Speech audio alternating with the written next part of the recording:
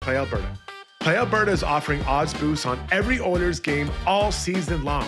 And for a limited time only, our listeners can score a $50 free bet when they deposit $50 using code GYB50. That's how Alberta wins.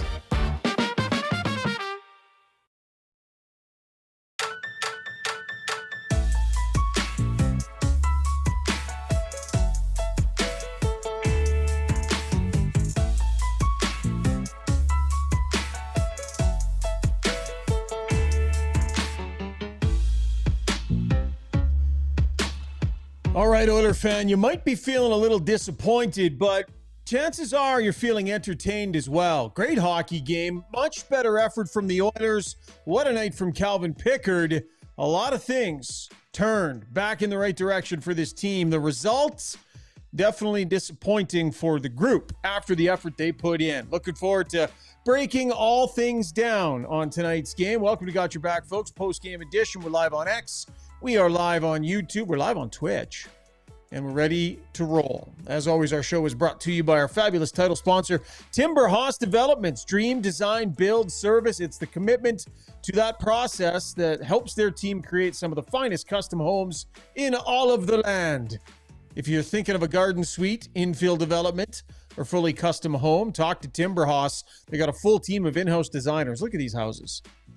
Beautiful stuff. Slides, hidden kitchens, hidden inside kitchen islands. They will do that for you. Garden suites for aging parents. They can get that done for you as well. And fabulous estate homes as well. Everything in between. Visit timberhouse.ca. I'm coming at you from our biophilically designed Timber House studio out here in Sherwood Park. Always bringing the energy. Bring your ideas to life. See what you can dream up together with Timber House. It is gray hoodie night for Struds and I, and Zuby is back after a little bit of time off. Welcome back, Zoobs. How was your break? It was nice. It was fun. It wasn't it wasn't a break. I traveled for another project that I was working on. I didn't sleep very well. I was up early. I was up 3:30 in the morning for my first flight out of Kelowna to begin this little jaunt to Regina and Winnipeg. But I got to take in a Jets game in Winnipeg, and that was the one sort of moment of downtime I had on the trip, and that was a lot of fun. It was got to see them beat down Columbus, so I got to see a home team win. It was good. Nice. That's a good, cool rink, eh? In Winnipeg, I've only been there a couple times, but I like it. Small, but it's quaint. It is, yeah, and it's really good. It was a really good atmosphere. I mean, they were the Jets were on top of them right from the first minute, so they were never taken out of it. You know what? They need a chant though. They don't have there's no chant. There's like good atmosphere. They cheered loud. I love that everyone got into the goal songs we talked about on Struddy's World. The Jets guys all have goal songs, and that's like a big deal. They put it up on the screen. Who scored? Play their goal song. It's really cool. But they need a chant. There's no Go Jets Go. Even like I don't know. That was missing. All right. We're getting a little love for you from Mr. Ham Styles, says Slick Hat Zuby. Oh, I bought Somebody that. else asked for a close-up on your hat. Someone was asking for that. I couldn't in good conscience buy any Jets gear, even though they have some awesome stuff. But then this Manitoba Moose hat was looking right at me, and I'm like, oh, I have to have that. Nice. Mr. Hamstyles also asking, what is Struddy drinking tonight? Struddy, what's the drink of choice on set? This would be, looks like it's coconut water. Oh, sparkling pineapple coconut water. Oh, I struggle with coconut water badly. Oh. Badly. I've had no success trying it. Tastes like lunch meat. Oh, lunch meat. Jeez. That's pretty harsh for the coconut lovers in the crowd. I'm just saying. Jeez. I tried it one day and maybe it was rancid or something. It literally tasted like lunch, like the juice you would drain out of the lunch meat packet. No, just me. Okay. No, this is sparkling pineapple coconut water. It's pretty good. All right. Well, drink it up and let's get to breaking this thing down. Interesting night for the Edmonton Oilers. Really interesting night. Our breakdown's brought to you by the Canadian Brewhouse, and reminding you that during every Oiler game day at the Canadian Brewhouse, enter at any Edmonton area location for your chance to win Oiler home game tickets. Plus, Enjoy $1 off Molson Canadian and Coors Light tankards. Edmonton-born, Canadian operator. They got 48 locations across Canada and some fabulous ones here in the Edmonton area and across Alberta. That is the Canadian Brew House. Okay, Struds, much better effort through 40 minutes. It just seemed like a lot of what we had been talking about lacking in the Oiler game showed up tonight on the second of back-to-backs, which I thought there were some really positive signs. Maybe we'll go big picture first and then we'll drill down in what happened at the end. But a lot of stuff tilted back in the right direction early tonight. Yeah, I think we should let's start on what Tampa and their fans would have been thinking heading into this game. The Oilers, by their stats, are a bad team. They're the worst defensive team in the league.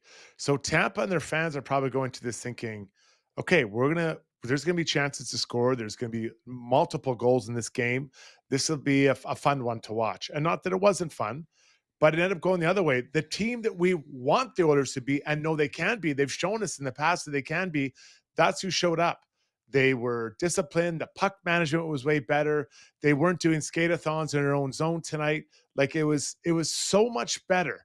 And it was two different teams, just completely two different teams.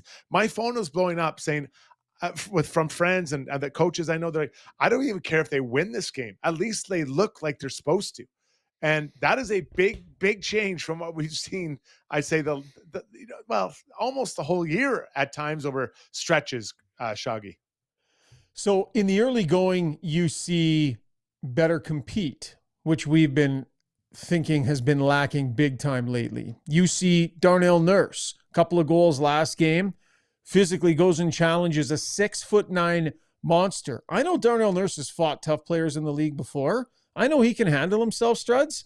You never know what you're going to get taking on a guy that's 6'9". That's a brave thing to do, and I think he deserves a lot of credit for doing it. Don't love the call. I understand the league wants to get rid of that.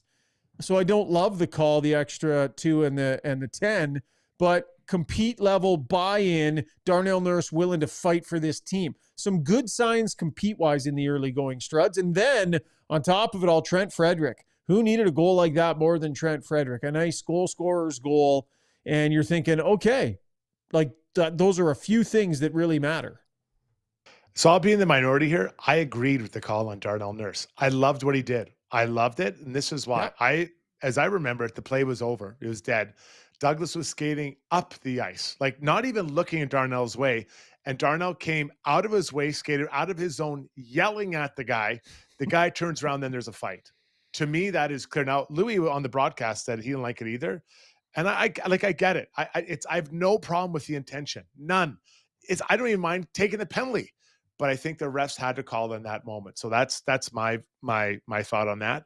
And that was a hard hit, by the way. That Douglas, he just squished Wallman into the wall. Just absolutely squished. He'll need a few ice bags tonight. I love that Trent Frederick tonight, he was being played all over the place. And I thought that's 2 games in a row where I think we're starting to see some skating. There's a shift at the end where he outraced, I think it was JJ Moser to the puck. And I haven't seen, I guess I watch every game, but I haven't seen him with a burst of speed like that all year. And not that JJ Moser's, Makar, but he definitely got there. Love that he was able to get that. And that puck was on and off his stick in that one-timer. Leon literally put it right on the tee for him, right on the tee from the ladies' tees. And he buried it on Vasilevsky. So really like 2 good games now. You're like, Frederick's not finished, but he's heading in the right direction for sure. For sure. You know what I noticed on Frederick? All the things that you talked about, Struds, but he had a shift, I think it was about 4 minutes left, and he had a terrible turnover, like just a bad turnover. Mm-hmm. And I was like, oh boy, right? I wondered the way line? Chris Knobloch, where he just made a lazy play and just didn't make sure, and it transitioned back the other way. He went to the bench, and I was like, oh, that's exactly one where it's like you get back to the bench to rest, and they're like, look where the puck is, dummy. Like that coaches hate that, right? Turnover, and then you go change. Yet Knobloch threw him out there with 35 seconds left to defend that overtime point. Like put him back out on the ice in a key moment, after a tough turnover on his previous shift. So a little bit of grace there from Knobloch, but he had gotten a good game from the guy. And he certainly wasn't the only one that turned pucks over. I just found it was interesting that a guy whose game has been so up and down, he gets the goal, he makes that mistake. You can easily roll over him for that last shift, but they trusted him and put him out there. Yeah, and he was one of the guys, he was working up the line and down the lineup, right? He played with the two guys at the bottom, Janmark and Tomaszek. And I can't remember who said that on Struddy's role, but someone had mentioned that he'd be getting shifts there, and he did get quite a few shifts. He got a couple last night, but hang tonight on. he got quite a few. Hang on. You were saying it was going to happen last night, in last night's game, and it didn't. I don't think I qualified it that directly. No, you did. You did. Just so if anyone who didn't see Struddy's world, it wasn't even an argument, but Struddy wanted to beat his chest over being right before something had even happened. He was like, they're going to play Frederick down. How long is it before they get Frederick in the middle on that fourth line? And I was like, they're not doing that. They're going to keep him on the wing and let him simplify. So tonight they did it. Not last night. I think he had one or two last night. Now I set the over under at 2.5 shifts or two, and I think I was wrong yesterday. I think I was right today. But either way, Chris and I are on the same page. Chris being the head coach of the Edmonton Oilers, you've got to get this guy going. Got to get this guy going. So yeah, I think that's 2 games in a row where we're like, okay, we're starting to see what we want to see from this guy, which is skating, physicality, and getting to that net. Kind of like Nick Paul, a little bit like Nick Paul on a perfect example today. Yeah, definitely. Okay, so pretty solid through 40. We've gone too long without talking about Calvin Pickard here. Fantastic performance from Calvin Pickard. Man, he was so good through this game. And I know they didn't have a ton of amazing chances, Struds, but they had some really good ones. And this was a palate cleansing night, even though he took the loss, but a palate cleanser for Calvin Pickard. Okay, so I'm going to be the bad guy here and downgrade a little bit what Pickard did tonight, because I think what happened is the play in front of him was much more predictable. Wasn't perfect, but no game is perfect, but it was much more predictable. And when it's more predictable, I believe the goalies can get comfortable and kind of sense where the puck's going to come from. And he's a very smart goalie. You hear people talk about him. His game sense is really high. So for him, it was easier night in that he could understand where the puck's coming from. He still made some good saves. I'm not taking that away from him. But Cal Pickard doesn't have this game tonight if the skaters in front of him aren't more detailed in their approach to defending, not just the rush, but also in their own zone. I don't know, buddy. Made 33 saves. It's not like they put on a defensive clinic in front of him. Like, that was a workhorse of a night from Calvin Pickard.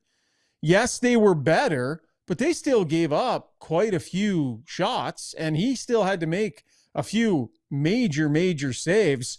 I don't like that downgrade. I think that's an unnecessary downgrade. I thought he was excellent tonight. And yeah, the team was better, but he still had to be really, really good. I don't know, Zuby, you can chime in on this a little bit if you want. You're the resident goaltender, but why downgrade that, Struds? It was 33 saves. I mean, the overtime goal, yeah, you can maybe look at that one a little bit, but 33 saves. Oh, well, just to be clear, I'm not going to complain about the goals that are scored on him. You give up 2 goals as a goalie, you better find 3, especially when they're Edmonton Oilers. So I'm not complaining about that. What I'm saying is that the total number of amazing chances were way down compared to what we've seen in recent play. So yes, he made 33 saves. Not every save is the same when they're from the outside or it hits you square in the chest.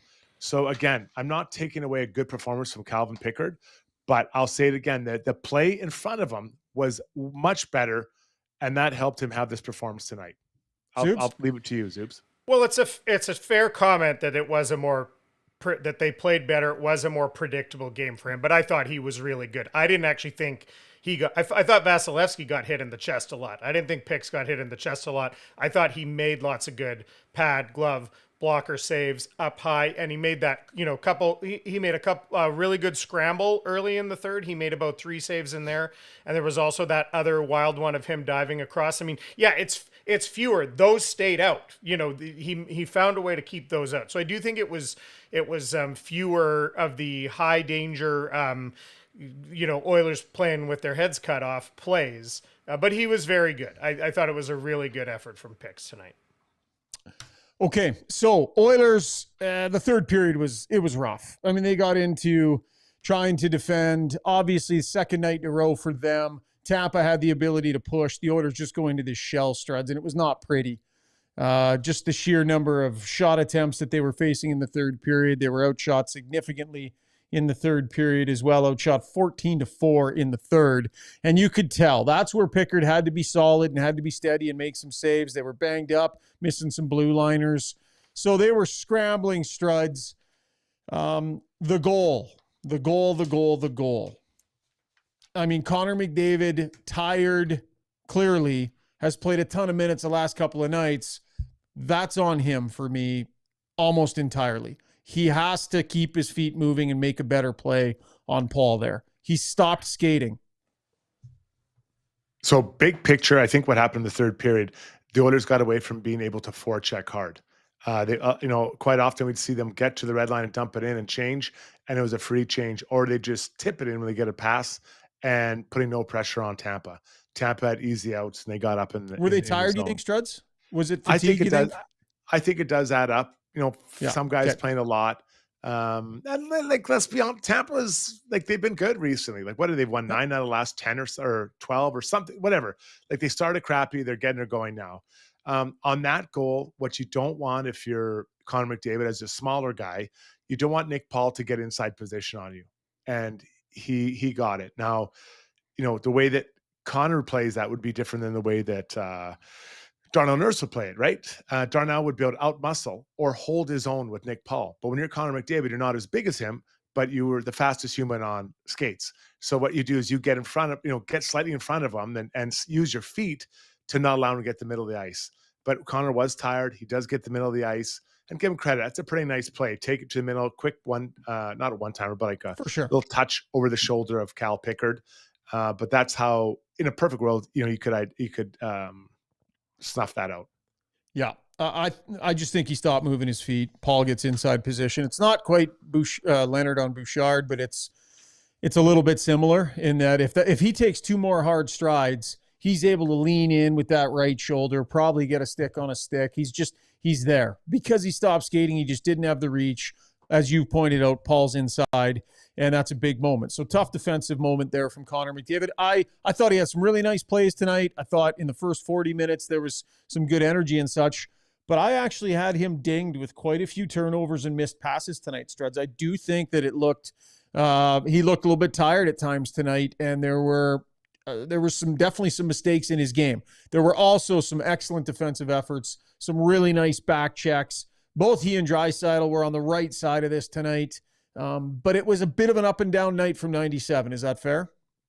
Yeah, well, they're asking him to play incredible amounts of hockey. I don't want to beat this up again, but it's too much. It's just too much. This early in the year, you just can't use these guys, and quite frankly, abuse them. Yeah, we can say how great a shape they're in. They're all in good shape, but the problem is that they are human after all. You can't just keep putting them out there. So, but right now they have to. I guess when Nuge comes back, I would like to think that would change. Would be softening their minutes a little bit, especially on nights where the team's rolling all 4. I would really try to soften them. But that being said, I thought this was a good team effort. Everyone contributed to this. Everyone was going, trying to help out in whatever way they can or could to get this thing across the goal line. I think a pretty positive sign too is that Evan Bouchard, Matthias Ekholm, I'll throw in there, Darnell Nurse. I feel like those 3 players had a good game tonight. I think they played well. They competed hard. All of them had a good night on the same night. How's that? That feels rare this year. It does. And I think Bouchard and Ekholm are coming online here. Nurse took a step in the right direction last game. He was on for both goals today. I'm not sure I'd really challenge him on either one of those. Yep. The 3-on-3 is just a gong show out there. And then, the one where I think we highlighted the other goal. And then Ekholm's just kind of steady. He's keeping the puck in front of him, making plays. So I think they got to just keep getting people. I thought Ty Emerson actually had a good night tonight. If you want to know the truth, I thought Ty had some nice moments. So I think they just got to try to get recruiting more people onto the right side of the ledger. If we can agree that maybe Frederick's gotten there, Podkolzin's been there. It's nice having Hyman back. You're starting to get more people doing the right thing. Now, we're talking about a couple games here, but you got to start somewhere. Overtime winner.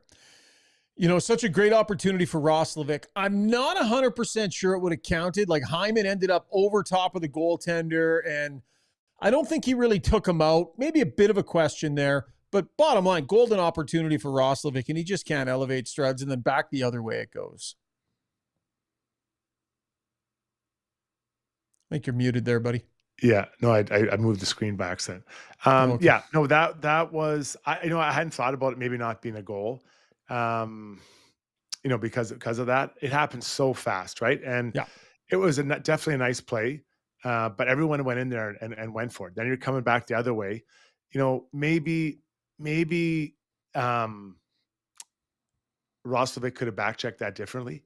I think that he didn't expect who was against that scored the goal to jump away from him like that.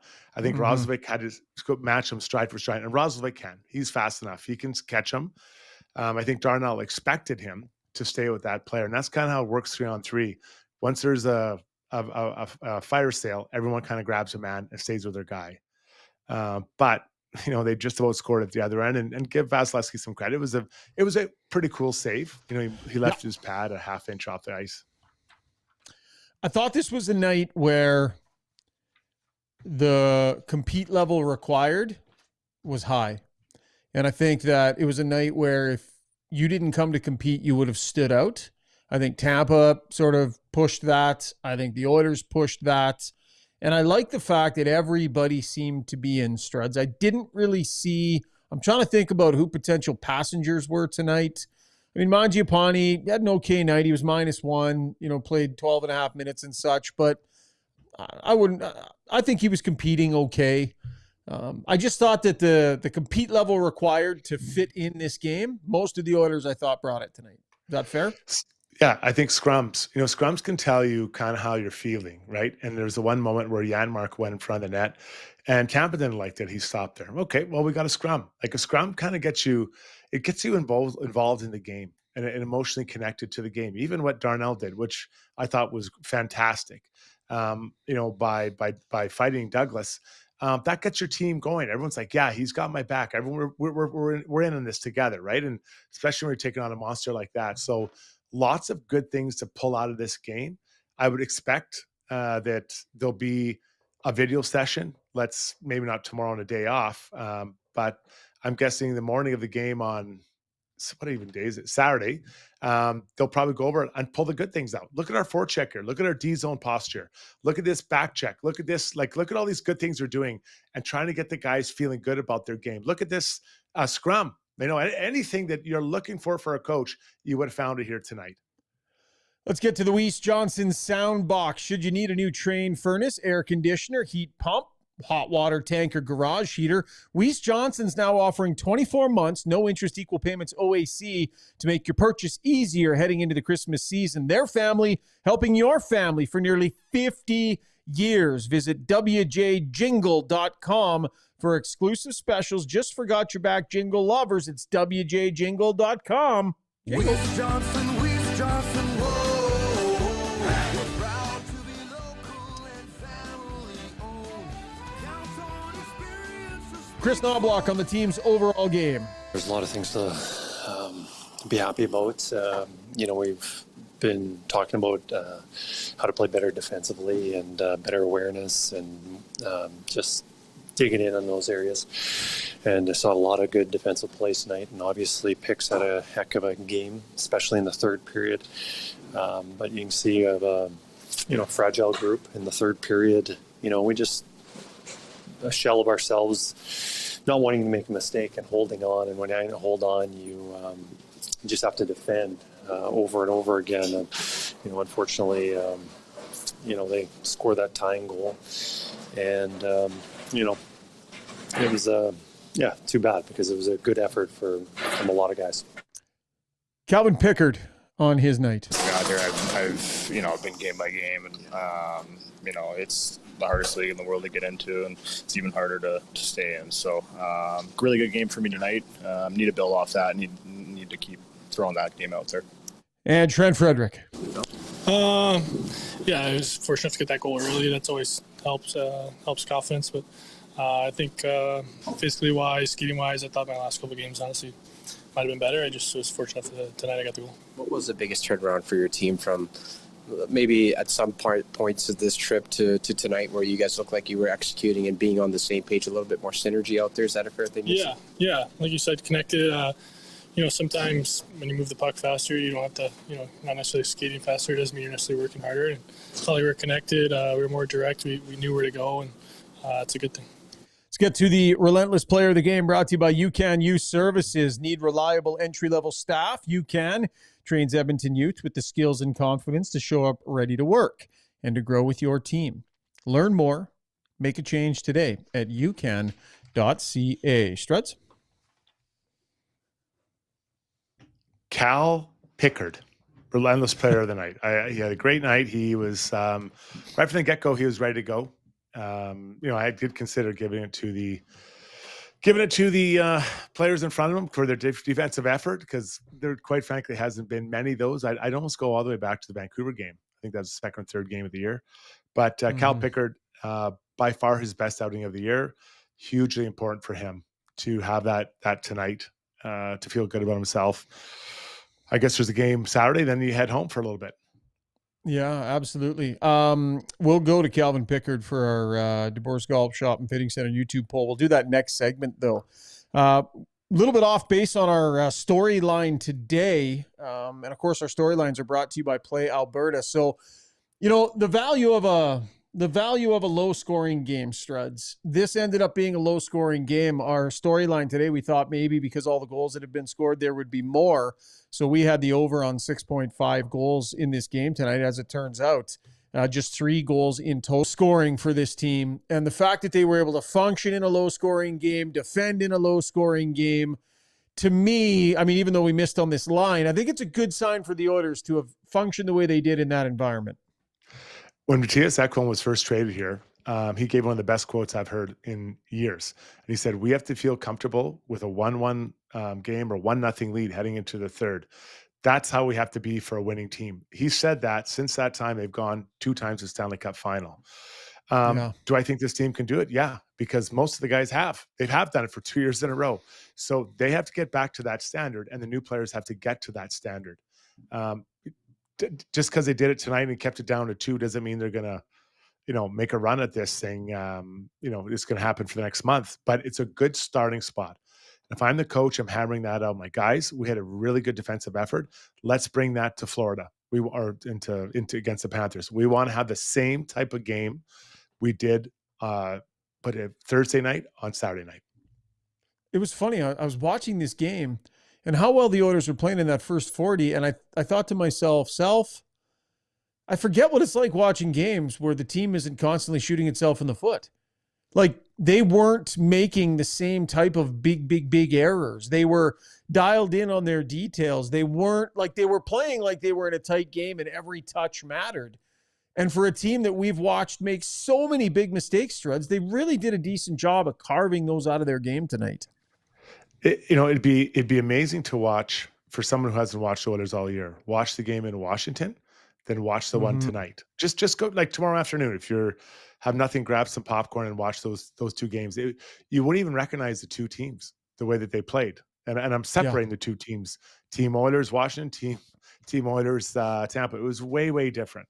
And yes, and I'll double down on this. Yes, Pickard played well, but that came from the play in front of him. Without that, I think it's just a gong show. Tampa has too many talented players that can make you really punish. And you know what? Really good stick work by the Oilers, especially on the penalty kill. How many sticks do we see get in the way of just nick a puck or tick a puck or stop it or chop it in? Like, we haven't seen a lot of that over the course of this year. Now, the penalty kill has been good, and but it's just an area I'm talking about where those details matter in the game, and we saw it tonight. And our storyline's brought to you by Play Alberta, with casino winners every hour, jackpots worth millions, and revenue that stays in the province. There's never been a better time to sign up. Right now, you can get a $50 free bet when you make a minimum $50 deposit with the code GYB50. That's the code GYB50 for a $50 free bet. Start playing with your game sense today and find out if you're Alberta's next winner. And a reminder, keep an eye on our socials on game days. We will have a line that we think is tied to an interesting story, and you can take the action over at playalberta.ca if you so choose. All right. Before we get to the break, let's bring in Zuby and get our DeBoer's Golf Shop and Fitting Center YouTube poll up there. Stock up with buy 3, get one free on all gloves, and check out all used inventory priced right at cost. Save $100 on Click Gear push carts, or power up with Power and more all month long at DeBoer's, 5311 99th Street. Okay, we talked a lot about Calvin Pickard. Let's wait for you and I and Zuby and Brownie to all chime in on this in the next segment. But Zuby, we posed a question. Yeah, pretty simple one tonight. Who would you start in goal on Saturday? Calvin Pickard or Stu Skinner? And I'll tell you, the early returns, a little bit surprising to me. That's all I'll say for now. Yeah, interesting. Okay, well, that'll be part of what we discuss coming up next in Takeaways. Rob Brown getting set to join us here right away. One last thing before we get to break, we want to take our deeper dive. Although, Zuby, are we changing the name of this segment? So we want to dig all the into graphics.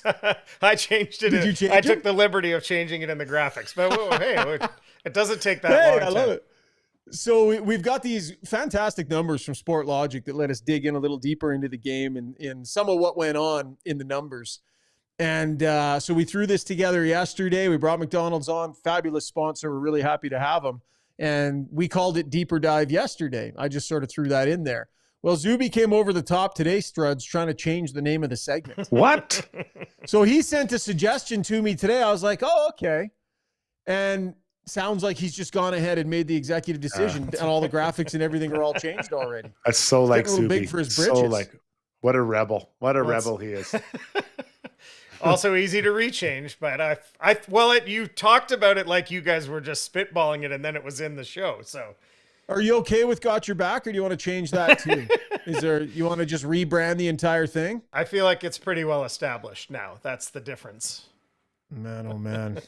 I tell you, guy leaves for a few days. First day back, he starts moving the furniture around. All right, what are we calling this thing then, Zuby? What's your executive decision? This is Crunching the Numbers, brought to you by McDonald's. Crunch the numbers. Time to crunch the numbers. Brought to you by McDonald's. To the ones who always ask for extra pickles, crunchy ones.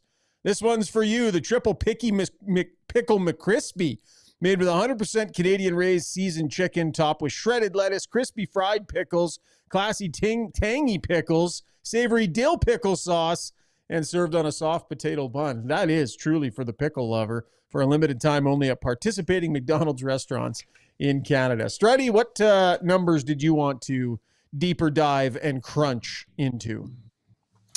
Well, I think one thing that's really well looking at as there it is. The high danger scoring chances were 10-10. Tampa had 10 tonight. Just to give you a sense of it, Sport Logic had 24 for Buffalo the other night. So that kind of tells you how the team played in front of them. I think that was a big one. Same with turnover scoring chances. I think that we've seen the Oilers, to use your vocabulary, Rishaug, shoot themselves in the foot a lot with puck mix management. And today they kept that down to 8. And I think that keeps your high danger scoring chances again, because oftentimes, turnover, especially around your own blue line, leads directly to a scoring chance again. So those are two that I was really, really impressed with tonight.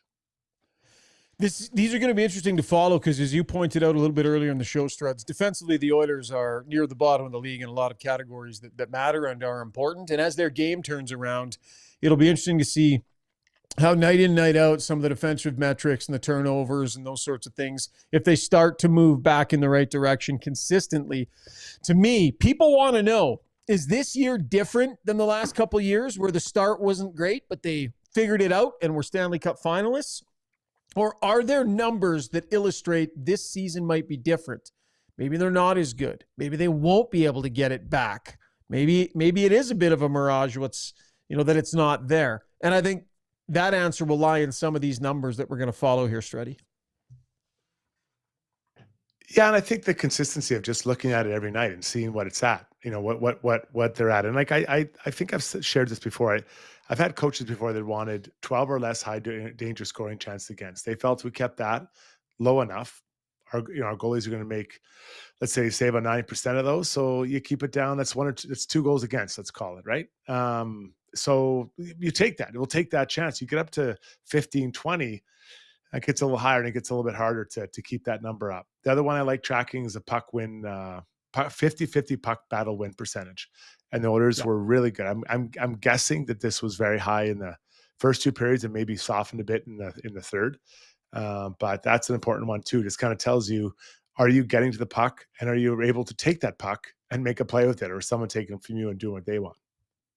All right. That was crunching the numbers. A deep dive, courtesy our friends at Sport Logic with their great numbers, and of course, McDonald's. Time to take a break. When we come back, Rob Brown is just about ready to rock and roll. We got Struddy's World. We've got Brownie Points, our takeaway segment, and Ask Us Anything as well. Send your comments in on the live stream. Zuby will grab them, and at the end of the show, we'll answer any questions that you have for Struds and I. This is Got Your Back, presented by Timber Haas Developments. We'll be right back. Riverside Motorsports is your ultimate multi-brand dealer.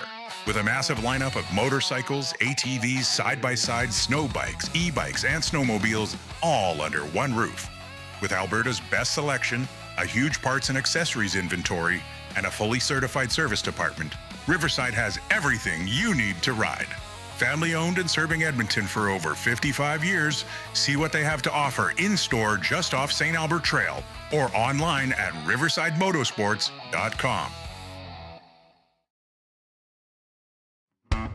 Mainline Water and Sewer specializes in sewer line repair and replacement using advanced trenchless methods for fast, clean results.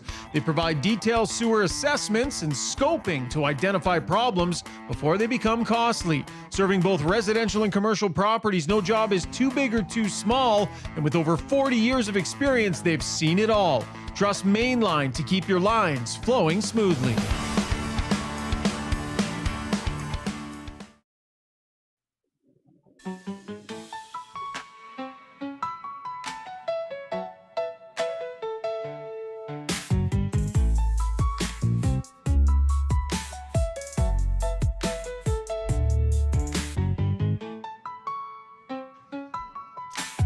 All right, welcome back to the show. Time now for our takeaways, brought to you by Shandos Construction. Shandos doesn't just hire talent, they invest in it. 100% employee owned, so when their people grow, the whole company grows. Ready to build something that matters? Apply now at shandos.com/apply.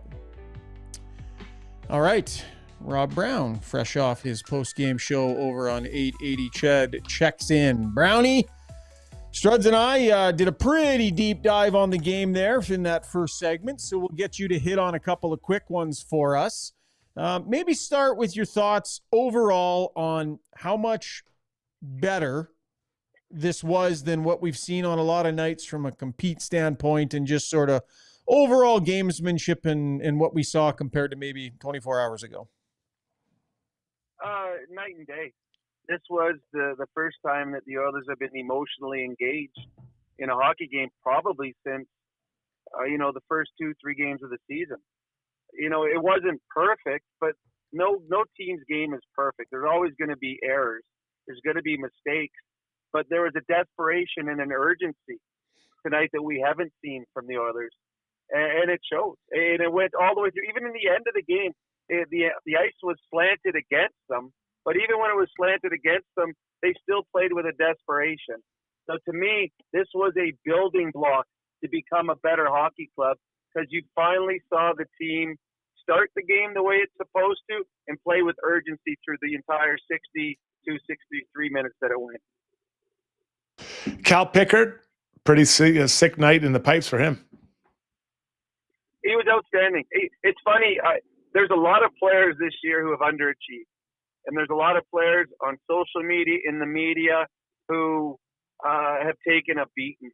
But I'm not sure if there's one player who needed this game more than anyone else. Because as much as Nurse can take a beating, or Bouchard, you're not getting rid of their contract. Or Frederick just signed 8 years. Whoever you say, those players aren't moving anywhere, even if they're struggling. Calvin Pickard, though, is a guy, he's a backup goalie. He doesn't make very much. They will upgrade that position if Calvin Pickard continues to struggle, because that's an easier one to upgrade on. He needed this game, and he was excellent. I feel so bad for him that the way the game ended, that he deserved the 2 points. The last 30 minutes of this hockey game, he made big save after big save. That was a quality start. I think that's what we got used to with Calvin.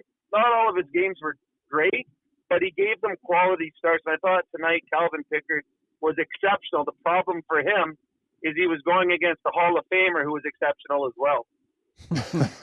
Yeah, and a guy who came up with a great save in overtime, and then back the other way it goes. Brownie, you know, the goal that they did finally give up, I mean, Tampa did a great, they tilted the ice, and the Oilers were hanging on, a shell of themselves, as Chris Knobloch put it tonight.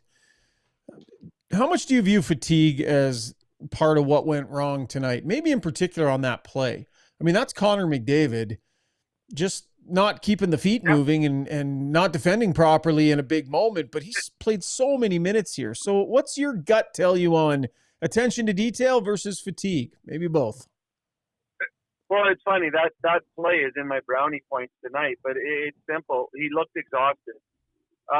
You give credit to the Lightning. The inside man drove the net, what you're supposed to do. He pushed Darnell Nurse back. He made sure Nurse went back because he went right through Darnell Nurse. In that situation, McDavid coming back, his job is to not let Paul get to the front. If McDavid keeps his feet going, goes straight, Paul can't get to the front, he probably either goes behind the net or more likely turns towards the board and takes the puck, passes it back to the defenseman. But McDavid didn't move his feet the entire way in there, and to me, that's just exhaustion. He's tired. Both he and Leon looked dead tired as this game moved on. And McDavid, he was stick checking. He was reaching. Paul is a massive man.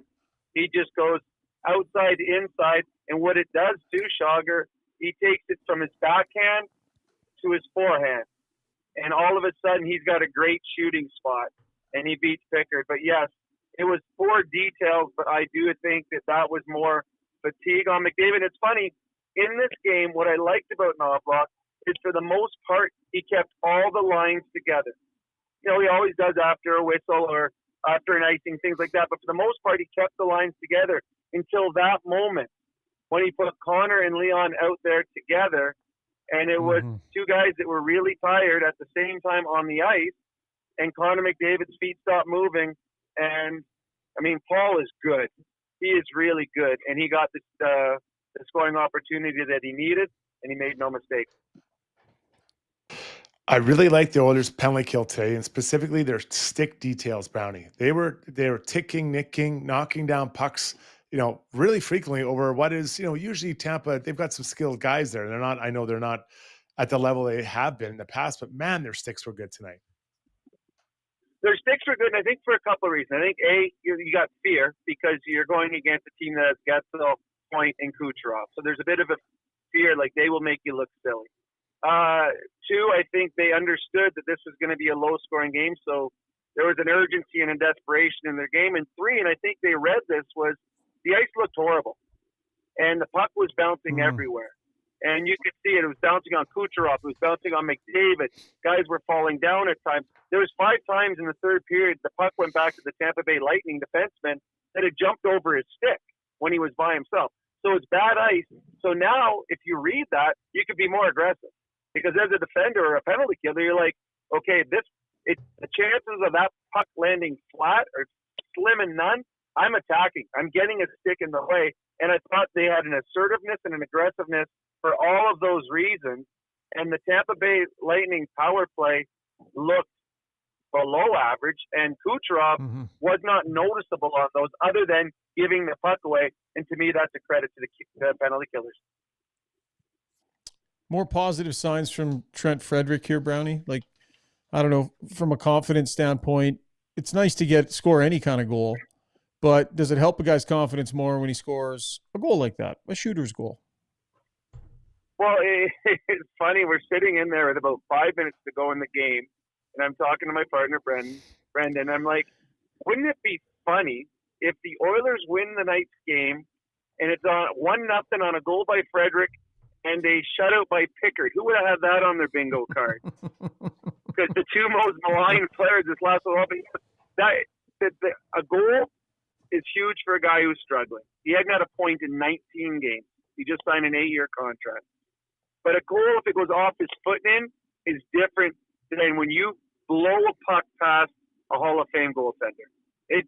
I'm a goal scorer, and there's a difference. When you score a goal like that as opposed to you deflect one or if it hits you and go in. They all count, but some count prettier and some make you feel better. I do believe that makes a difference. That will be a huge relief. He'll feel better about himself because instead of in the stat sheets and Strud, all the players read the stat sheets.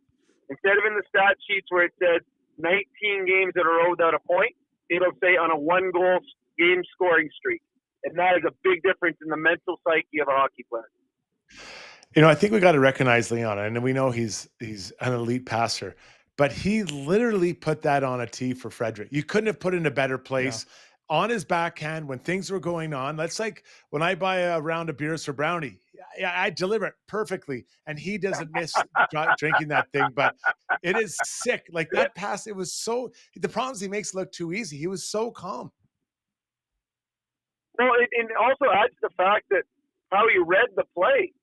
I mean, he had that Lilleberg scared to death. That Lilleberg thought, okay, I got to get rid of it right away. And Leon read that he was going to throw the puck away, and he went to where the puck was going to go. And Lilleberg throws it right to him, and you're right. Yeah. It looks easy as a player making the pass, but watch how many missed passes there are every game. And on his backhand, Fred Frederick did not have to move an inch. He walked into that and absolutely blasted that. And the thing about that, too, it doesn't allow Vasilevsky to set. Because if Frederick has to stop the puck, it changes everything. Vasilevsky now sets and gets in the right position. A one-timer, he can't. So, yes, Leon, he is the best backhand passer in the history of the National Hockey League. Just had a stat thrown in by Vapor 9911 that I did not realize. So I just checked it real quick. And I know, not that this is the be-all, end-all, but Brett Kulak has been struggling this season. He's got 3 hits this year. He's got 3 registered hits in 23 games. Like, you have to try to get out of people's way for that, Struds. And I'm not saying it's the problem. I just, when I saw Buddy throw that in the chat, I was like, no chance. And I looked at that. I don't know, Struds? 3 hits? Yeah, they must have been 3 big ones. So listen, when you are not a great skater, I think hitting is a little bit harder. He's skating so well. He could have many hits because he covers so much ice. Just like Connor McDavid. He can just get there so quickly and make hits happen. So that's a surprise. I think that he would be best suited to have some hits every night because I feel a hit just gets you in the game. And just, I remember when Jeff Petrie came to Oilers. I remember saying, buddy, Petey, you got to start off your game with a hit or 2, and that'll get your game flowing, moving the puck and all that. I think Kulak's the same. Now, he's not a rookie. I get that. But I think the rest of his game will flow from there because he is a big, strong guy. And I think it makes his defending sharper when he's a little bit more physical. Well, and there's a board that's playing against that, too.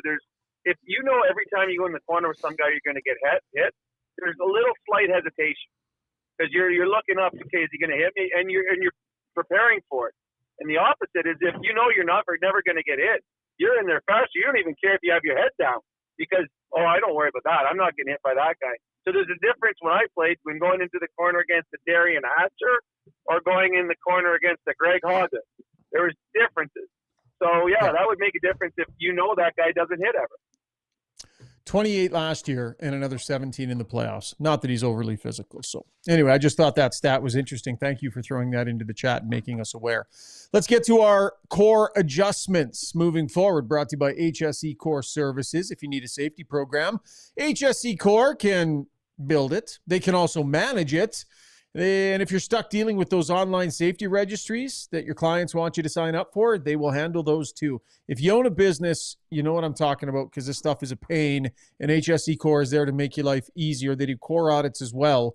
Visit www.hsecor.com for more information. And for this one, we go back to our DeBoer's Golf Shop and Fitting Center YouTube poll. We put it to the people, and it looks like it is super close right now. Who should start in net next game. We'll reveal the final results at the end. Zuby, quickly update us. What's it sitting at right now? Almost dead even. It's Cal Pickard at 52%, so it's very close. It's all right. Brownie, you get the honors. First opinion, buddy.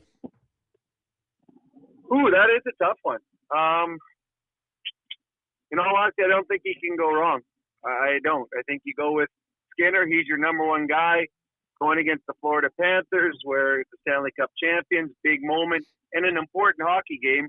But Calvin Pickard just gave you an incredible performance that you haven't seen from either goaltender all season long. I'd probably go with Stu Skinner, though. Struds? Stu Skinner. I'm going to count on the fact that this Oilers team, something may have clicked in defensively, and I want my first string goalie to get his beak wet under those situations in Florida. Yeah. Because it's Florida, because it's the site of the Stanley Cup final, because it's the site of where all that happened, my gut tells me that Chris Knobloch is going to go with Stuart Skinner to let him get in there and go get some of that back. This team needs wins, and Calvin Pickard played really, really well tonight. I think they should go with Pickard. I think they will go with Skinner. Zuby? Yeah, I'm kind of in the same boat as you, Shogger. I think they probably will go with Skinner, but I feel like they've just been dying to get a game like this out of a goaltender that they could really, hang their hat on and point to. He really helped us tonight. He really turned gave us the best chance to win. So I would go with Pickard, but my guess is it'll be Stu. All right. We'll get final results just before our Ask Us Anything segment, but a great question there. And right down the middle as we speak, that was our core adjustments. Should they make one? Should they stay the course and go back to Calvin Pickard next game? We will see. All right, when we come back, Brownie Points, Struddy's World. Ask Us Anything, our play of the day. We'll take a lap as well. We got lots of action still ahead here on Got Your Back. Throw us a thumbs up in the break if you don't mind. Like and subscribe, and we'll be right back after this. Why would you? Nobody puts in wood windows or siding anymore, so why put in wood fences? Maintenance-free vinyl fence from DLR is backed by a lifetime warranty and will save you time. Weekends are for playing, not painting. Go vinyl at dlrvinylproducts.ca. For over 60 years, Belvedere Golf and Country Club has delivered a high-quality membership experience to Edmonton and area. And now it's even better. Drainage and irrigation improvements in 2024 have taken course conditions to a new level. This commitment to long-term sustainability means exceptional playing conditions all season long. Belvedere's tee sheet availability is unmatched, so join now and experience golf the way it was meant to be played, on your schedule. Visit belvederegcc.com today.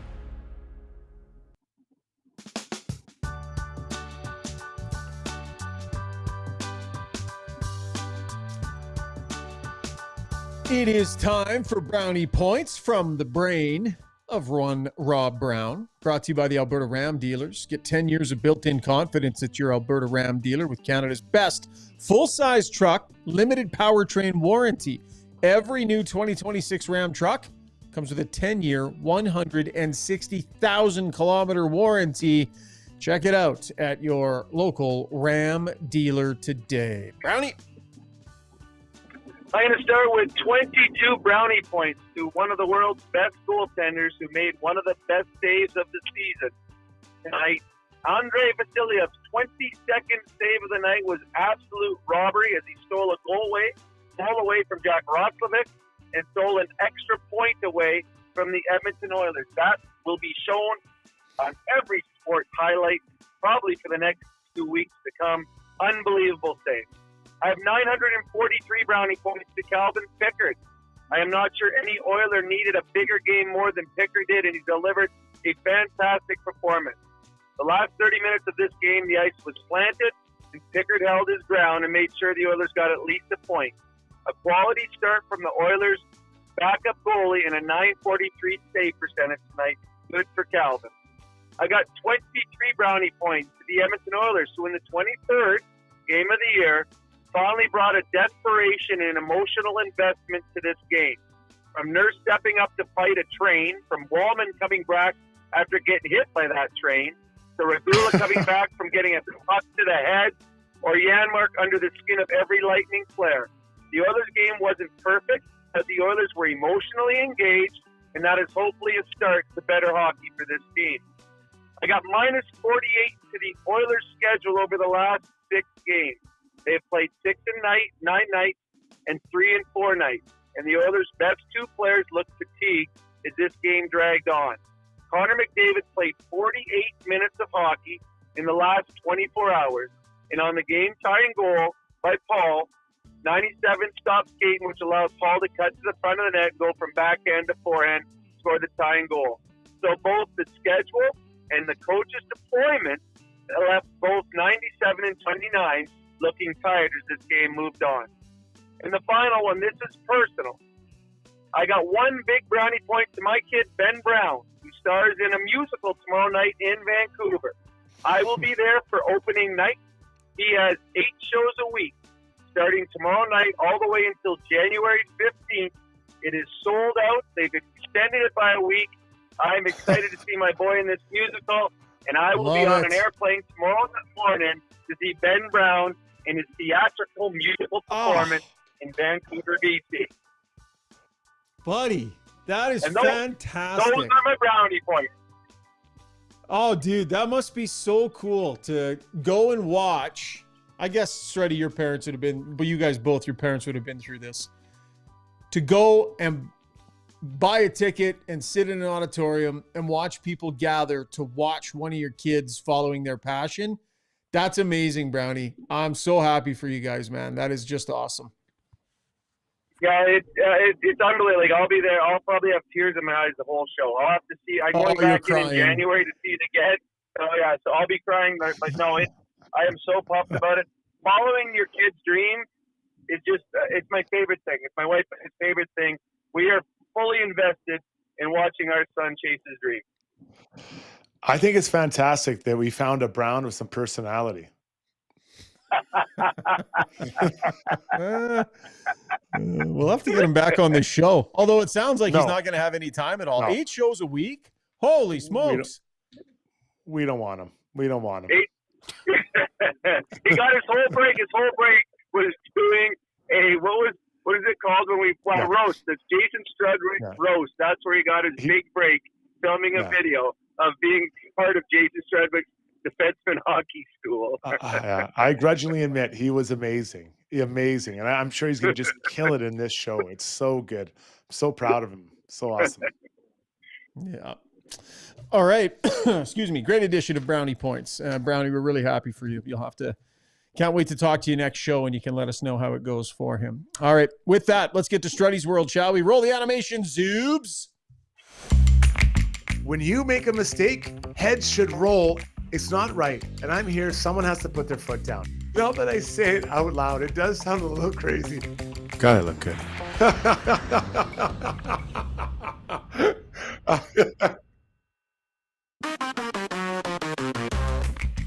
Struddy's World, brought to you by Body Realty at Royal LePage AR Team Realty. Buying a home is a big decision, right? And the team at Body Realty will guide you through the complex process with expertise. They'll take care of you. They'll give you unwavering support even after the keys are handed over. Their clients will say they truly make you feel like they're one and only client. Visit BattyRealty.com, BHATTI, realty.com. Struds? My wife and I share duties, like responsibilities, right? Like, we all try to help out, go grab groceries or drive the kids here or whatever, right? Try to chip into the common good. So today my wife said, I'll take the dog for her checkup. Ruby is her name. The dog will go get a checkup, every 6 months, whatever.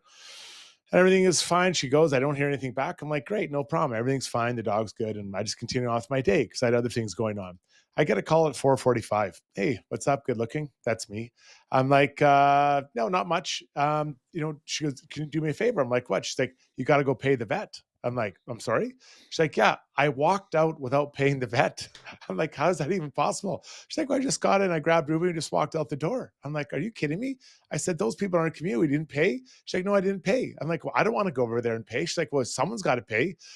So I'm like, okay, so I'll call over. So I call over there, and the lady's like, hi. I go, I'm Jason. I'm Ruby's owner. Oh, yeah, Ruby. Yeah, your wife didn't pay. I'm like, I know she didn't pay. I said, has anyone else ever not paid? She's like, no, we've never had no one else walk out without paying. She goes, we know you guys, so it's fine, but can I get a payment? I'm like, yeah. So I call and I get it paid. But so now what's going to happen? I can just see the next time I'm going to go in there, it's like at a 7-Eleven or whatever. If someone runs out, doesn't play for their Slurpee, there's going to be a picture of my little Ruby just sitting on the behind the desk saying, don't let this person in. And then I said, put a picture of my wife beside her too, because it's them. It's not me. My bill is clean, but who doesn't pay for a vet bill? There's a payment to be made. It's a service provided and they didn't pay it. So my wife Schoena really dropped the ball today, and I hope it doesn't hurt Ruby's rep around the neighborhood. Oh yeah, they're certainly going to have a picture of Ruby in there. They will absolutely have a picture in there, and like beware or something like that. I mean, poor Ruby, all because of Schoena. Is this the same woman that messed up your spices or your salad that one time too? Is this the same woman?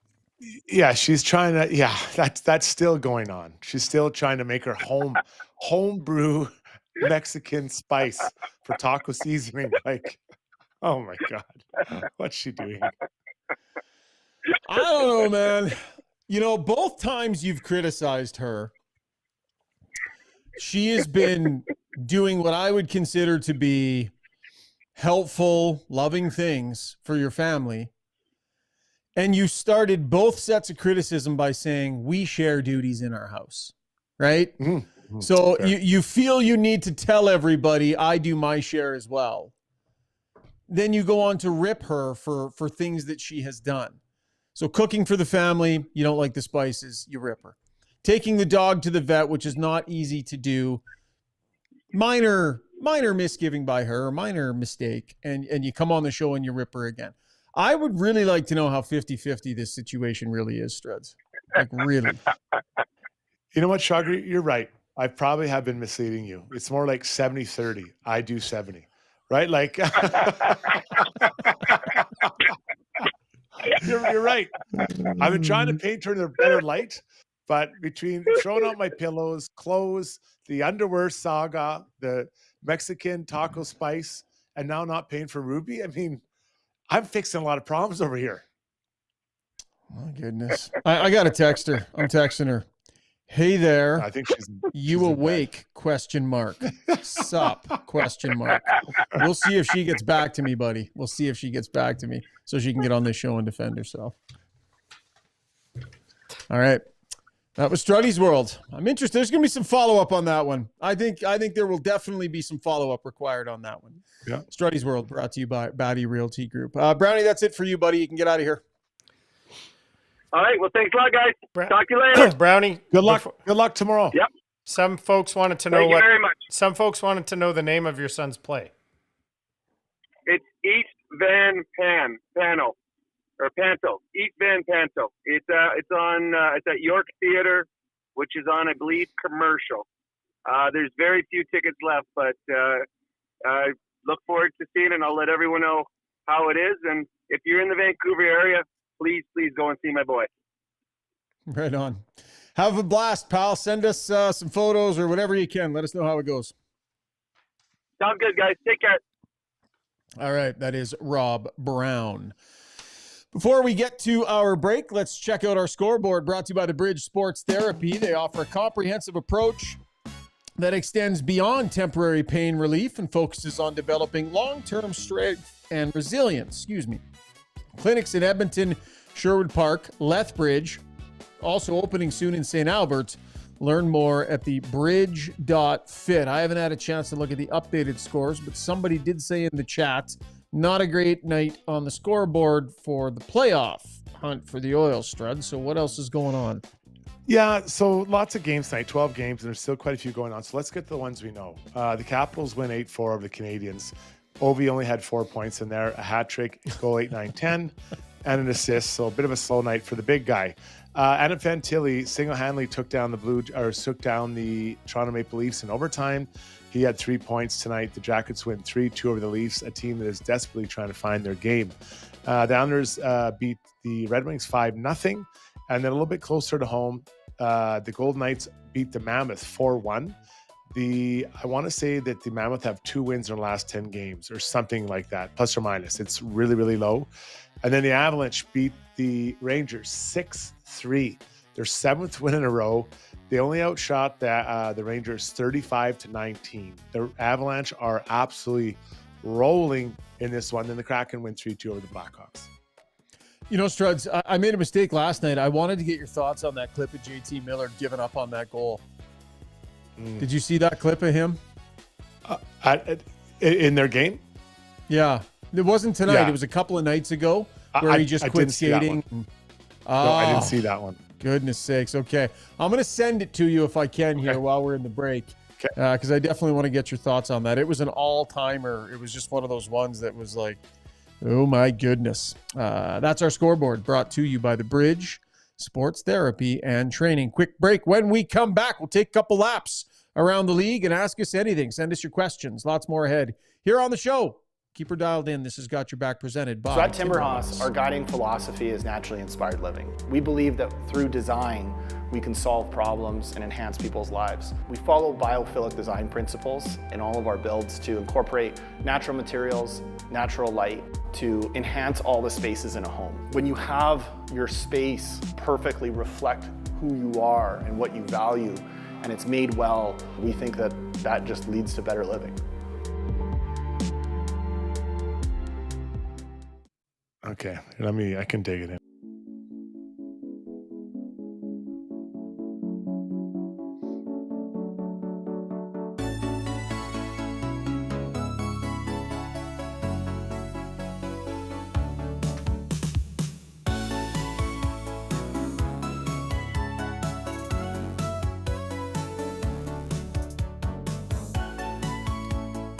All right, time to take a couple of laps, brought to you by Riverside Motorsports, your multi-brand motorsports dealer serving Edmonton for over 55 years. A big selection of new and pre-owned motorcycles, ATVs, side-by-sides, snow bikes, e-bikes. They got snowmobiles, an extensive inventory from industry-leading brands featuring a fully certified service department, genuine OEM parts and accessories, and recognized as the #1 KTM dealership in the country, just off St. Albert Trail or online at riversidemotorsports.com. Struds, I just sent you that clip. Did you look? I did see. I just saw it. Yes, just quickly. And that's a hard one. But wow. JT, you know exactly how he's feeling in any moment. You talk about the body language that we see maybe sometimes from some of the Oilers players.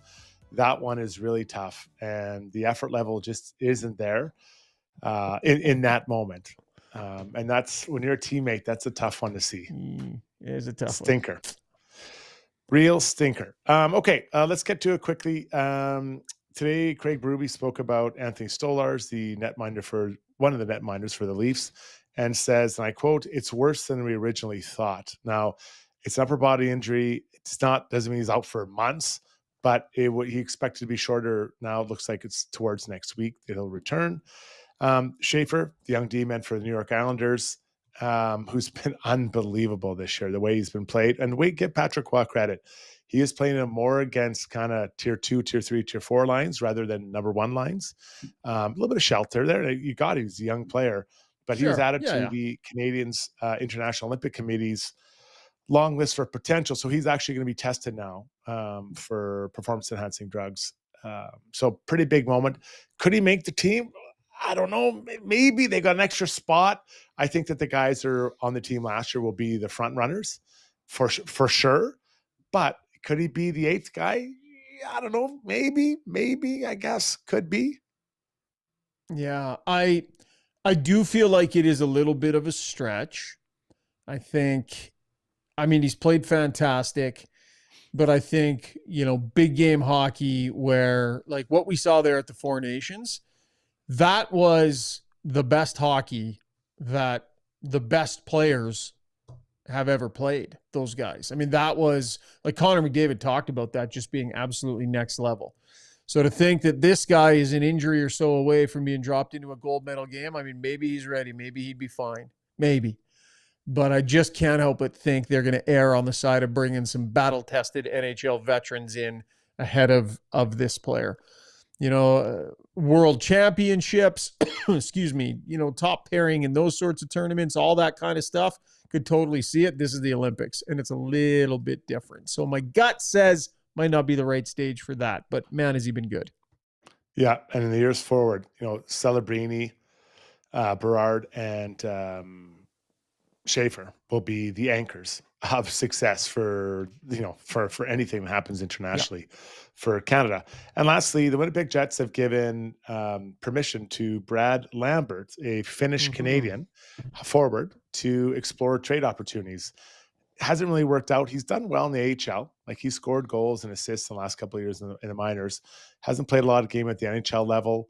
They're looking at him, saying if they can find a trade, go for it. Look for those opportunities. Maybe a fresh start for him would be good. If you look at his first run in the American Hockey League, significant run, was 23-24. He had 55 points, 21 goals in 64 games. 61 games last year. That dropped off to 7. The goal scoring fell off the map for this player, Struds. I remember him at a World Juniors. I believe he's a really nice skater from what I recall. Really nice skater. But the goal scoring has fallen out of his hands. So he played for the Finnish team, if I remember correctly. Yes. And I think his father went over there, played, married a local, and then produced a family. So yeah, he played for, and it was weird, like watching him. And Lambert for Team Finland. Like, it was really random. But I remember thinking he was a pretty good player. Now, he's a 30th pick overall, I think, in his draft year. Someone else is going to take a run at him for sure and see where it can go. But you look at Winnipeg, they've had reason to need players, younger players, come in and play, and haven't found traction on that group, with that group, I should say. That was Taking a Lap, brought to you by Riverside Motorsports. All right, Zuby, hop in, buddy. Wrap up the poll right now. Wrap it right now. That's unbelievable, the results we've got here, buddy. We'll see. We should get some detailed. No, it's given us dead even 50-50. Who would you start on goal? 50 in goal on 50. Saturday. 50-50. 50% picks, 50% Skinner, 294 votes. So I guess we split it right down the line. Wow. Have we ever done a 2-answer poll like this? That's been like 50-50? I don't remember it happening. And I think I've been on almost every show. So pretty rare. We had one that I think we waited for people. It was like that close. In fact, it was one of the ones you were trying to get a W on something, Schauger, and it ticked closer and closer. There was the controversy about when the poll was ended, right? Oh, geez, don't bring that up. Yeah. Don't start that. I do remember that. Be careful, Zuby. That's an old wound. That's an old wound to bring up on this show. Yeah. Allison 941. Look at this shot she's taken. She's shooting her shot right now. Allison 941 says, "This is historic. 2 claps and a woo." Oh, that's fair. I'll give it 2 claps and a woo. Really? Woo! Yeah. Really? When someone properly requests that and respectfully understands what 2 claps and woo is, then I'm all for it. I thought the standard was higher than that. There have been times where I have wanted to do 2 fist bumps and a yippee, and you don't think it's worth it. I don't think that met the standard. No, but you're disrespecting what it is. It's not yippee. It's a 2 claps and a woo. Everyone knows that. 2 claps and a woo. Bang. It's great. Gets the kids fired up. All right. Zuby, you've done a great job in your return tonight. And as a reward, we're going to play your theme song over the Ask Us Anything ad read. I love Ask Us Anything, brought to you by Mortgages by Maria. With the Bank of Canada lowering rates, it's a great time to look at your mortgage. The thing is, your bank only shows you their offer, but Maria brings you options from a whole lineup of lenders, so you get the deal that works best for you. Don't just roll over the bank. Connect with her today at mortgagesbymaria.ca. Zuby, Zuby, Zoo, I hand it over to you. That does, by the way, affect our copyright. But it's does it? Yeah. Is YouTube killing us for it? It did in the first episode that you used. Crap. We got Do I gotta flagged get for rid of it. it? But it doesn't. We don't use YouTube ads, so might hurt us if we did that. But it's just a notification as much as anything. All right. Okay. Let's get to it. Gong Show says, what was the bigger change tonight defensively? The battle level or the of the defense, or the forwards coming back with support for the defense? Or did you see something else? What was it? What was a big change you saw tonight, Struddy? I think those are all good examples. I would say another one was just straight lines, right? Just going to your person and making them skate through you. You know, before it was kind of at an angle, and the guy was jumping through and getting there. Like, think back to when Ovechkin scored the other night.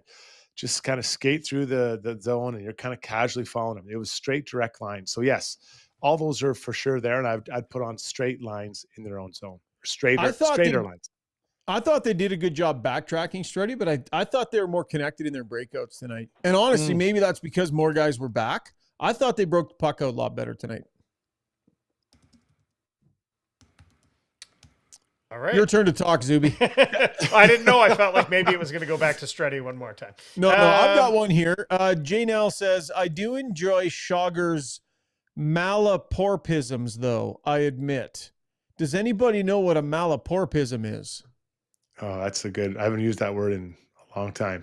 Several weeks, I think, on this show. Okay. Malapropism definition.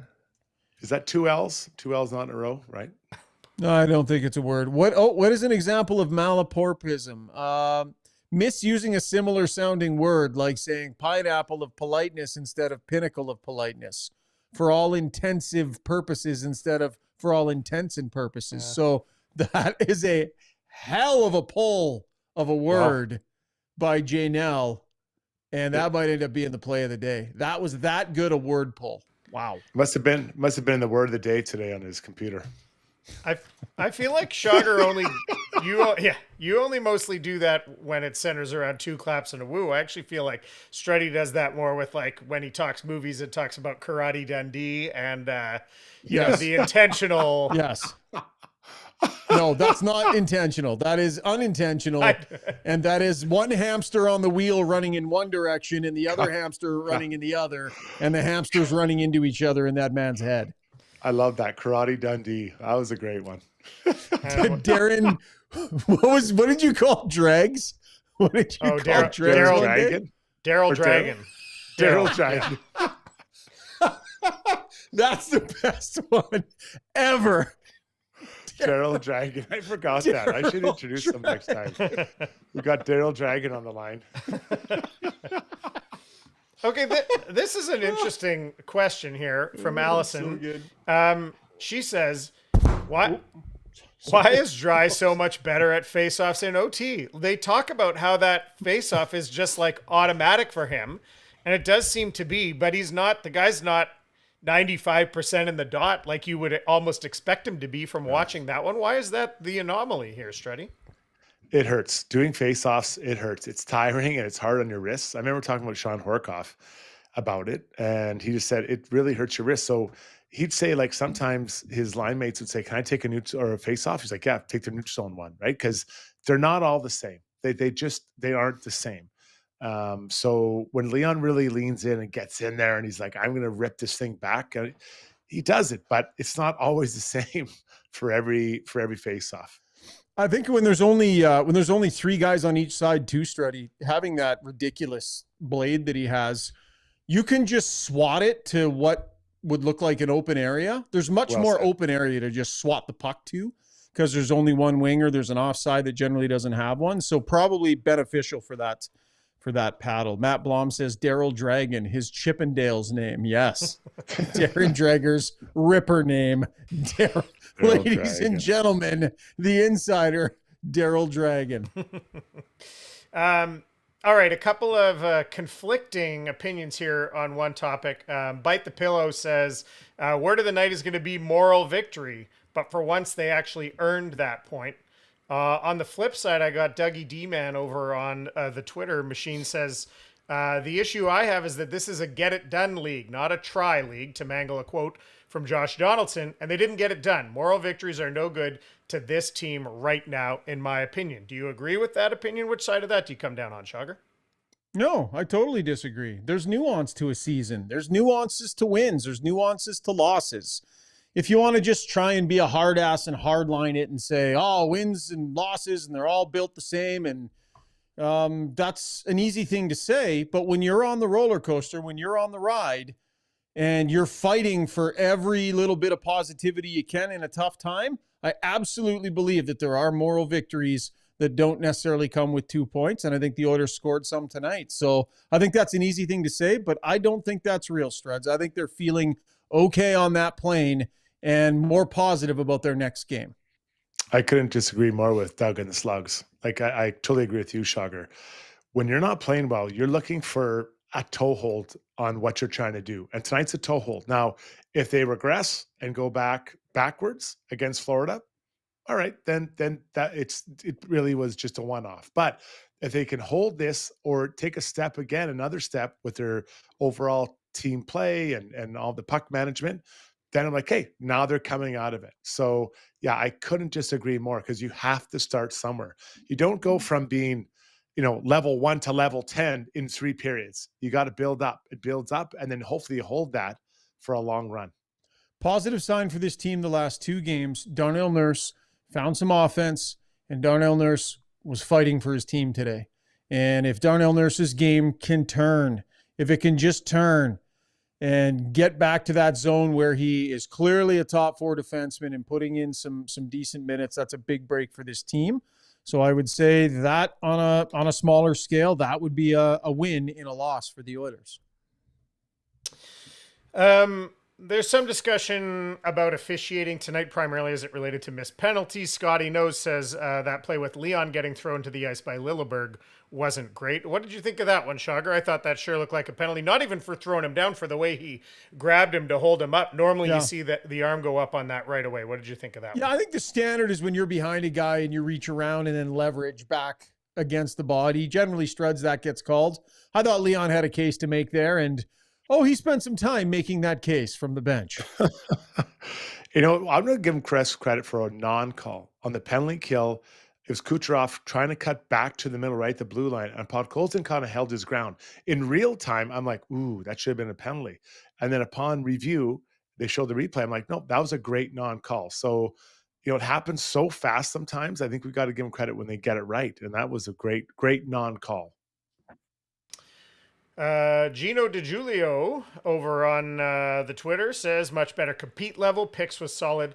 Still a few quiet passengers. Mangiapane for one. I saw a couple plays from Mangiapane tonight that I was encouraged. I thought I saw a little bit of battle level in him. What did you see from 88 tonight, Struds? I think that there's other players who took a stronger step than him. And I'm going to point at Trent Frederick, especially the last 2 games. Interesting enough, he said that he thought he was better last game, but that's good because he's starting to get out of it. I think Darnell Nurse, another guy, Calvin Pickard. We're starting to, in the last little while, add players to the correct side of the ledger. I think that he has still got another way to go. We're seeing a little bit more spark in him as far as getting into scrums and things. He has to find that. But, they're playing him beside Leon, and he had a couple chances. So finish those chances, play with some spark, and work as hard as the guy on the other side of the wing, Podkolzin. I mean, he started on Draisaitl's line and didn't finish on his line, right? Like, he was moved by the end of the game. Was he not off of that line, Struds? Yeah, well, yes, that's fair. They rotated a little bit in and out as they went through it. But, I mean, still, it's, 2 games in a row, right, where he was kind of there. Mm-hmm. Okay, our old friend Mike Smith is here, and he's ruffling some feathers. So I'm gonna go with this idea that he's got.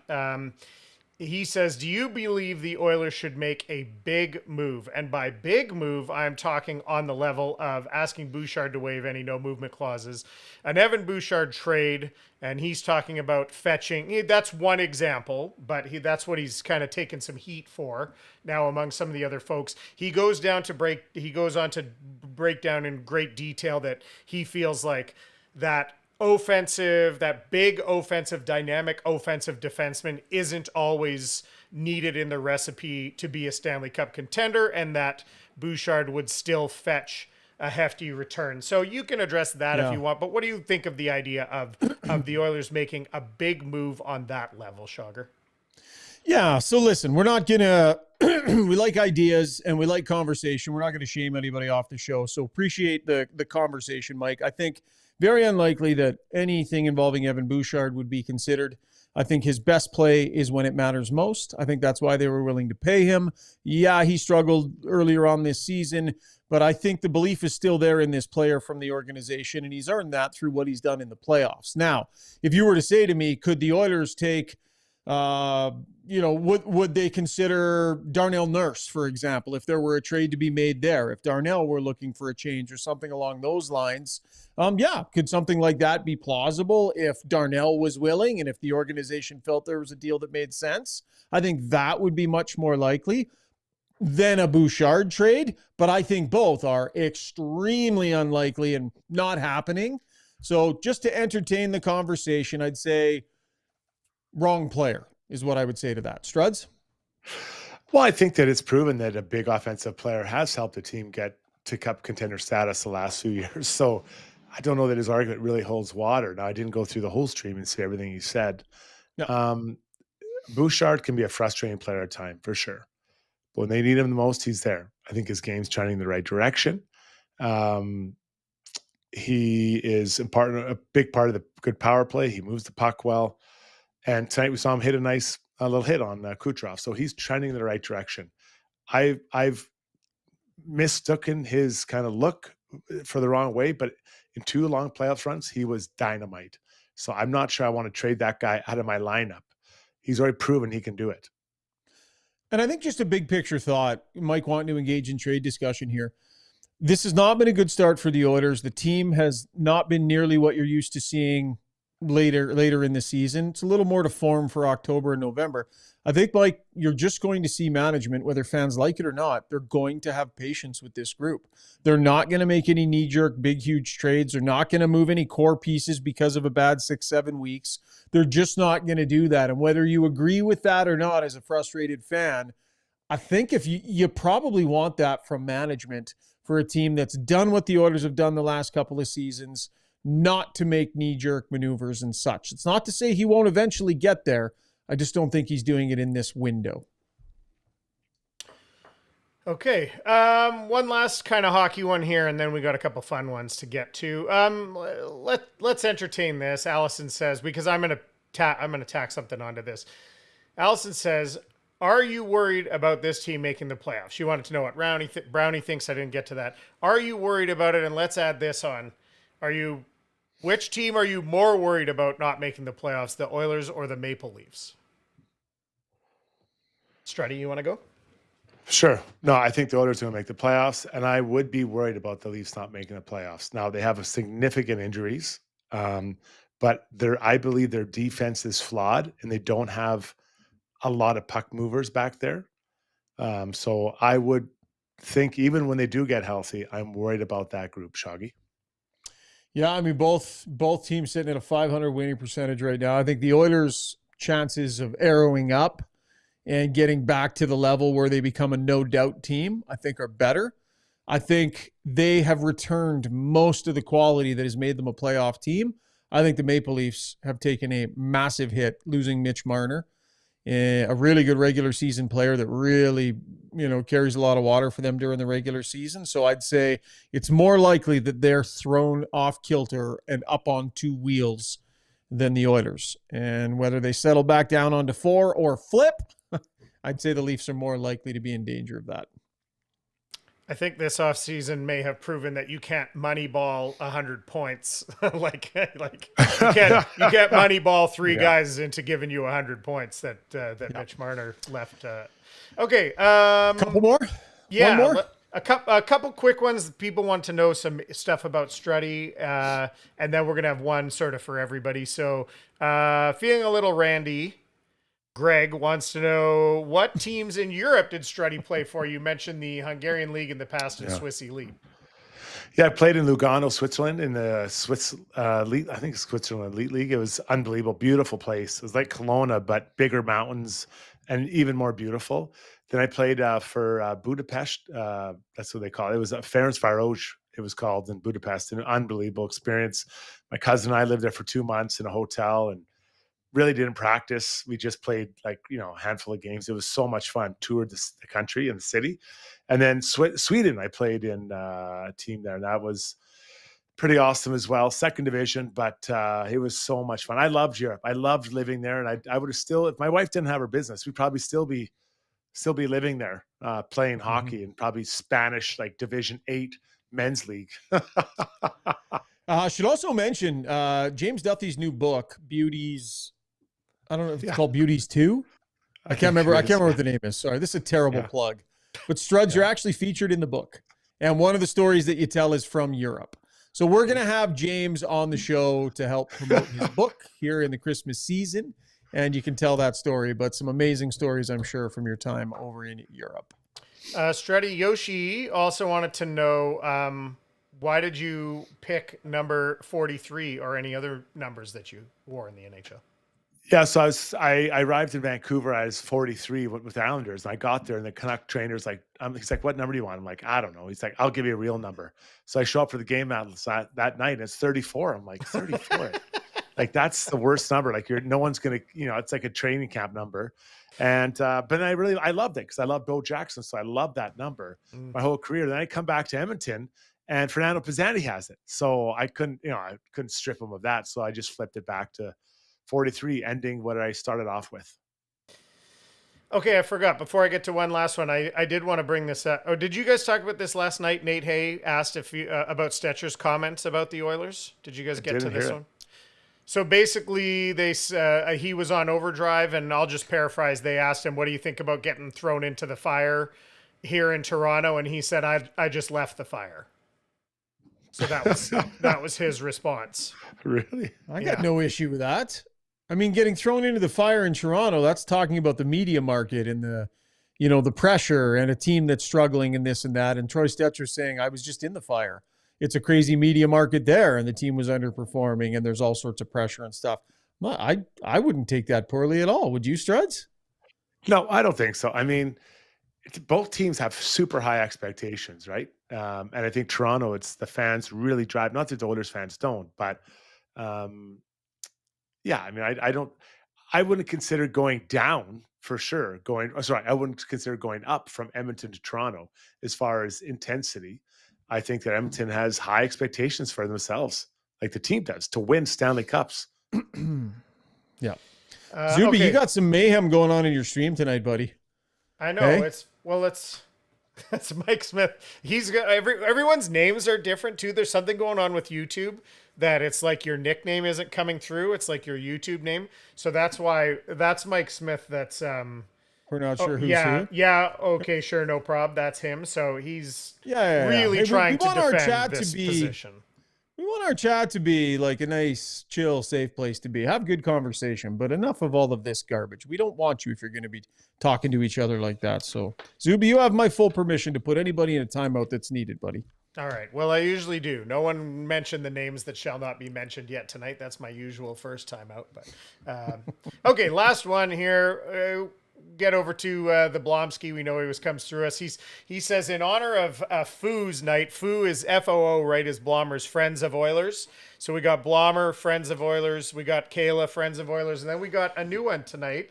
And I'm going to, I don't know if it's J and L. Anyway, he or she is an Avs fan primarily. So we got a new Friends of Oiler tonight. Anyway, Friends of Oilers. Blommer wants to know, as the Stars and Canucks play each other tonight, in honor of Foo's divided attention on the pod tonight, if you had to miss an Oiler game to watch any other two NHL teams play, which teams? Of the other teams in the league, whose games are you turning on to watch right now just because you see they're on because they're the teams you want to watch the most right now, Schauger? Well, I like Montreal. They're exciting. They got some really good young players. So I think that there's a little swagger and a little mojo with that team that I like the looks of. And I love watching Nathan MacKinnon play the game. 1,000% Nate MacKinnon. I'd love to watch Canucks versus Avs, Makar versus Quinn Hughes. And I'll take Colorado, Winnipeg in a good Central Division tilt. Oh, yeah. I love it. I love it. Fresh out of Winnipeg. You're feeling the vibe. Yeah, I don't know. I feel like I'm friends of the Jets now for myself. Yeah. Nice job. Zooby Zooby Zoo. That was Ask Us Anything, brought to you by Maria Gallus, mortgage broker. All right, time to wrap it up with our mainline water and sewer play of the day, your trusted choice for over 40 years, specializing in sewer line replacement and experts water line repair and replacement. Slow drains are a sign it's time for attention, and aging lines can cause basement backups. They have a trenchless method that is quick, low impact, and often finished in a day with backflow protection as well. Visit Mainline Water and Sewer.ca. Struddy, what do we got for a play of the day? Vasilevsky overtime save. That was pretty awesome. So give the man 2 claps and woo for that one, boys. You're giving 2 claps and a woo to Vasilevsky on the stream tonight. Yeah. Interesting. All Pretty right. incredible save. Game-saving save. Give him credit. Interesting. I like it. I almost want to just let the YouTube chat breathe for a minute and see how people react to you making that decision, Struddy. Well, there was discussion earlier that people like the Pickards thought the Pickard save was a better save. The diving save. Yeah, that was pretty good. And I would agree, but the timing, of course, was bigger. That was a better save, but the timing, of course, was pretty huge. Struds. I don't know. You could make the argument that not once, but twice, you have downgraded Calvin Pickard's performance tonight. I think you did right off the top of the show, and I think you have a little bit here today, but he probably had the better, more difficult save of the two. And yet you handed it to Vasilevsky. Originally I had it written down as him, and then when he did it in overtime, I gave it to Vasilevsky.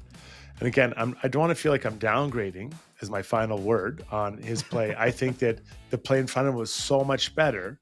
It's the chicken has to happen before he laid the egg, and that's what's happened there. The chicken has to happen before you lay the egg. Are you sure? Where did that chicken come before from? The egg. Where did the chicken come from? I just answered the question. Well, it's a good play. You just manifest it with your good play. All right. That was our play of the day, brought to you by Mainline Water and Sewer. Good show tonight, guys. Thank you kindly. Good times. Yeah, thanks, fellas. Good to be back. Yeah, nice to have you back, buddy. Steve was fantastic in your stead, I do have to say. He did a hell of a job. And you know what, Zuby? He didn't try and change any of the segment names. He didn't try and act like he owned the place. He stayed in his lane. Just saying. Yep, fair enough. He's a good soldier. He did great. I still got to listen to Struddy's World, but I listened to the 2 Got Your Backs, and it was wonderful. It was really good. Yeah. Good shows. Everybody's put in a good week. It's been a busy week. Thanks to everybody for tuning in. A couple of days here, Saturday night, a 5 o'clock start here Mountain Time, and we'll have a post-game pod then. So we'll chat then. Thanks for tuning in. Enjoy your Friday, and we will see you on the weekend. Cheers.